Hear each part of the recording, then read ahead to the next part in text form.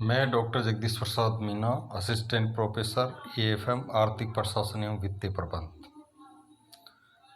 विद्यार्थियों, आज अध्ययन करेंगे BCom part second, BCom part third का जो फर्स्ट पेपर है, ग्रामीण विकास एवं सहकारिता। आज अध्ययन करेंगे ग्रामीण विकास की व्यूहरचना, यानी गांवों का विकास करने के लिए हमारी क्या रणनीति होनी चाहिए, हमारी क्या पॉलिसी होनी चाहिए। ऐसी ग्रामीण व्यूहरचना तैयार करें जिससे ग्रामीण क्षेत्र का सर्वांगीण विकास हो सके। विद्यार्थियों, ग्रामीण विकास एक बहुत विस्तृत कार्यक्रम है जिसमें कृषि का विकास, आर्थिक व सामाजिक उन्नति के आधार की तैयारी, ग्राम नियोजन, भूमिहीनों के लिए उचित मजदूरी, जन स्वास्थ्य व शिक्षा, समन्वित ग्रामीण विकास, संचार, सत्ता का विकेंद्रीकरण तथा ग्रामीण रोजगार कार्यक्रम इत्यादि सम्मिलित होते हैं। ग्रामीण विकास के दो महत्वपूर्ण पहलू हैं। विभिन्न क्षेत्रों में परस्पर निकट समन्वय द्वारा आर्थिक विकास तथा ग्रामीण निर्धन लोगों का उत्थान।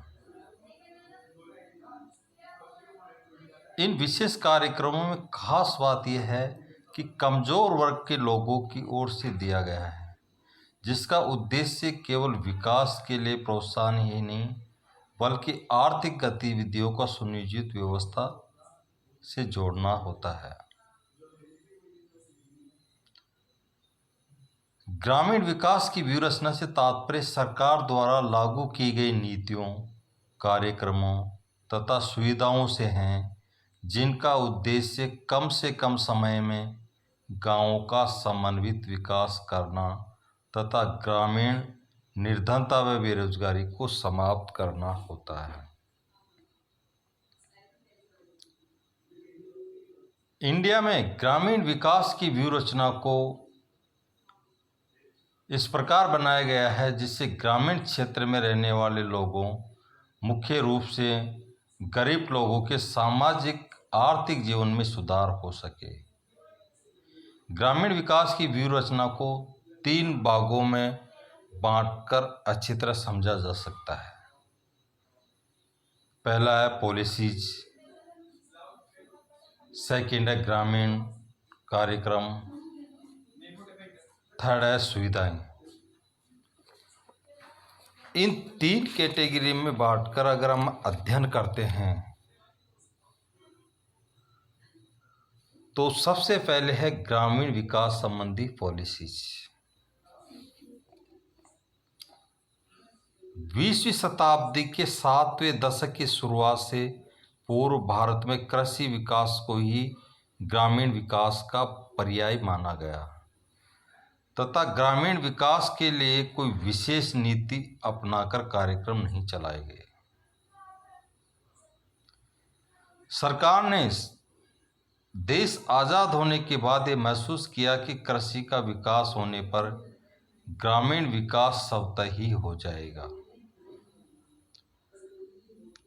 लेकिन सरकार ने अन्य नीतियों की तरह कृषि के संबंध में कोई स्पष्ट व प्रत्यक्ष नीति घोषित नहीं की। लेकिन सरकार ने कृषि विकास के लिए समय समय पर अनेक महत्वपूर्ण कदम उठाए। इन्हीं कदमों को कृषि नीति के रूप में देखा जा सकता है। कृषि नीति में कृषि की प्रमुख प्रणाली, भू स्वामित्व व्यवस्था, कृषि तकनीक, कृषि क्षेत्र में विनियोग, उत्पादकता, कृषि उत्पादन की मात्रा, कृषि वस्तुओं के मूल्य, सरकार की न्यूनतम मूल्य नीति, भंडार व्यवस्था, कृषि वित्त, विपणन व्यवस्था तथा कृषि में नवीन विधियों के प्रयोग संबंधी बातों को सम्मिलित किया जाता है।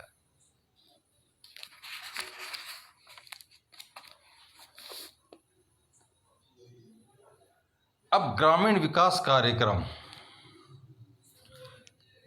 वो कौन से कार्यक्रम हैं जो भारत सरकार द्वारा चलाए गए जिससे ग्रामीण क्षेत्रों का सर्वाधिक विकास हुआ।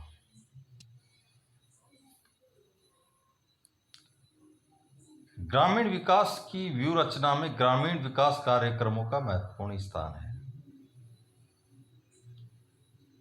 पहली पंचवर्षीय योजना से 5वीं योजना तक सामुदायिक विकास, सहकारिता, समाजवाद, भूमि सुधार, हरित क्रांति, लघु तथा कुटीर उद्योगों को बढ़ावा दिया गया।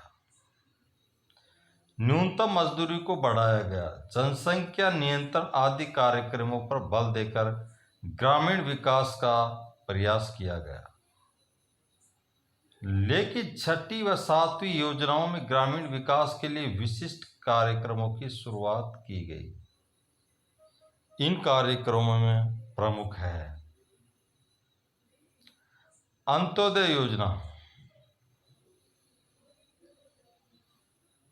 काम के बदले अनाज योजना, गरीबों को छप्पर योजना, इंदिरा गांधी आवास योजना, समन्वित ग्रामीण विकास कार्यक्रम, राष्ट्रीय रोजगार कार्यक्रम, ग्रामीण भूमिहीन रोजगार गारंटी कार्यक्रम, सूखा राहत क्षेत्र कार्यक्रम, न्यूनतम आवश्यकता कार्यक्रम, रेगिस्तान विकास कार्यक्रम, ग्रामीण युवकों को स्वरोजगार प्रशिक्षण कार्यक्रम, ग्रामीण विद्युत कनेक्शन और 20 सूत्री कार्यक्रम, महात्मा गांधी राष्ट्रीय ग्रामीण रोजगार योजना यानी नरेगा जैसी योजनाएं प्रारंभ की गई। संक्षिप्त रूप में इन पॉइंटों के बारे में विद्यार्थियों अपन अध्ययन करेंगे। समन्वित ग्रामीण विकास कार्यक्रम भारत सरकार ने 1978 एंड 79 में गरीबी उन्मूलन व ग्रामीण विकास के लिए नया कार्यक्रम प्रारंभ किया गया, जिसे समन्वित ग्रामीण विकास कार्यक्रम की संज्ञा दी गई, यानी समन्वित ग्रामीण विकास नाम दिया गया। 1 अप्रैल 1999 से IRDP का नाम बदलकर स्वर्ण जयंती ग्राम स्वरोजगार योजना कर दिया गया तथा इसके सभी सहायक कार्यक्रम IRDP को प्रारंभ के चुने हुए विकास खंडों में प्रारंभ किया गया। लेकिन 2 अक्टूबर 1980 से देश के सभी विकास खंडों में लागू कर दिया गया। इसका मुख्य उद्देश्य ग्रामीण क्षेत्रों के सबसे गरीब परिवारों का जीवन स्तर उठाना था। नेक्स्ट प्रोग्राम है सूखा प्रवण क्षेत्र कार्यक्रम, ड्रॉट प्रोन एरिया प्रोग्राम। सूखा प्रवण क्षेत्र कार्यक्रम उन इलाकों की विशेष समस्याओं से निपटने के लिए शुरू किया गया जो भयंकर सूखे की स्थिति से निरंतर प्रभावित होते रहते हैं। समन्वित क्षेत्र विकास कार्यक्रम के रूप में ये कार्यक्रम शुरू किया गया। परिस्थिति जन्य संतुलन फिर स्थापित करने के लिए लंबी अवधि के उपाय अपनाने के लिए कार्यक्रम बनाया गया। इसके अनुसार भूमि, जल, पशुधन और मानव संसाधनों का संरक्षण, विकास और उपयोग करके ये संतुलन फिर स्थापित किया गया। इस कार्यक्रम के उद्देश्य हैं कि प्राकृतिक संसाधनों के आधार पर समन्वित विकास करके और समुचित प्रौद्योगिकी अपनाकर फसलों और पशुधन के उत्पादन तथा भूमि की उत्पादन शक्ति में जल तथा मनुष्य के सूखे के प्रतिकूल प्रभाव को कम करना होता है। नेक्स्ट जो प्रोग्राम चलाया गया वह है मरुस्थल विकास कार्यक्रम। 1977 एंड 78 में मरुस्थल विकास कार्यक्रम शुरू किया गया था। इसके निम्नलिखित उद्देश्य इस प्रोग्राम के थे। रेगिस्तान के इलाकों में रेगिस्तान को बढ़ावा रोकने के लिए रेगिस्तान नियंत्रण कार्यक्रमों के साथ केंद्र और राज्य सरकारों के अन्य संबद्ध कार्यक्रमों को मिलाना और भूमि, जल, वर्षा सहित अन्य प्राकृतिक संसाधनों का संरक्षण, विकास और उपयोग करके लंबी अवधि में पारिस्थितिक संतुलन स्थापित करना।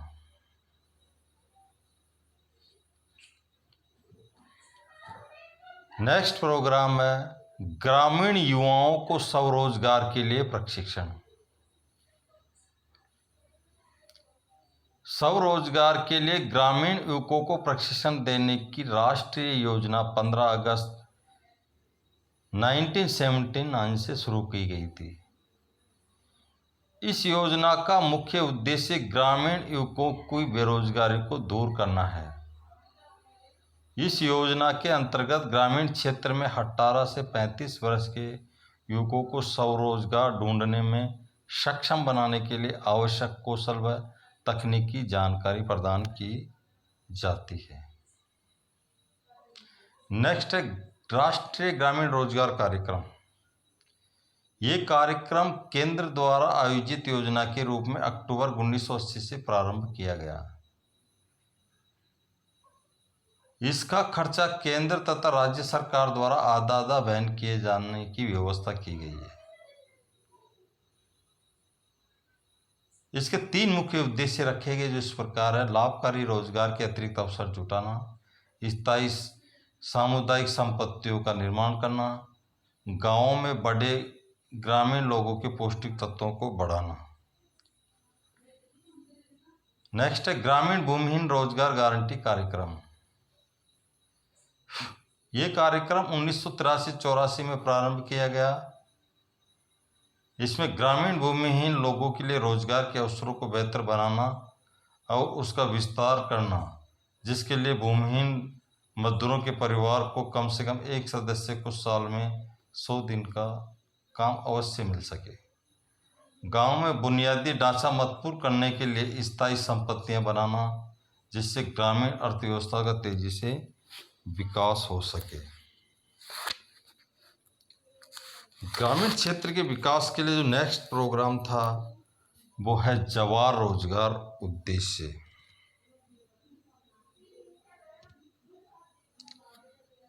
एक अप्रैल 1989 से राष्ट्रीय ग्रामीण रोजगार योजना तथा ग्रामीण भूमिहीन रोजगार गारंटी कार्यक्रम को मिलाकर ग्रामीण रोजगार का एकल कार्यक्रम शुरू किया गया।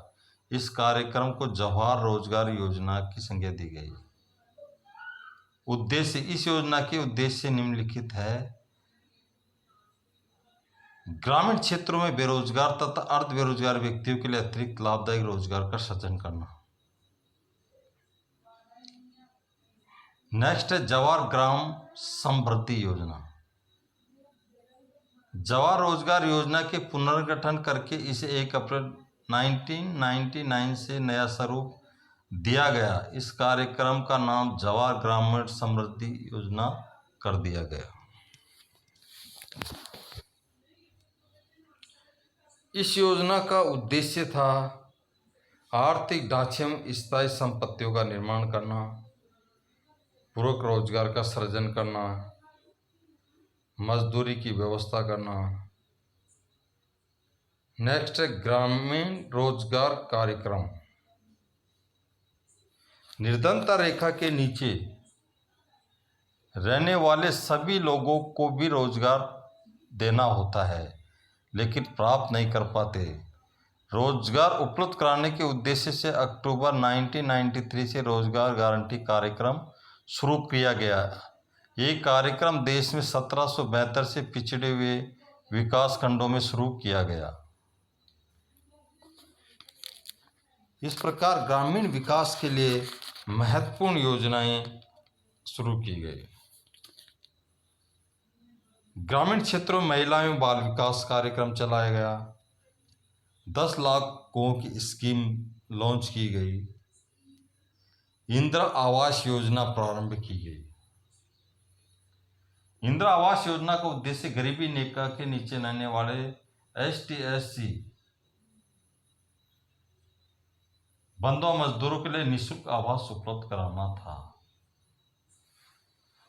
इस योजना को गैर अनुसूचित जाति जनजाति वाले गरीब लोगों के द्वारा प्रारंभ किया गया।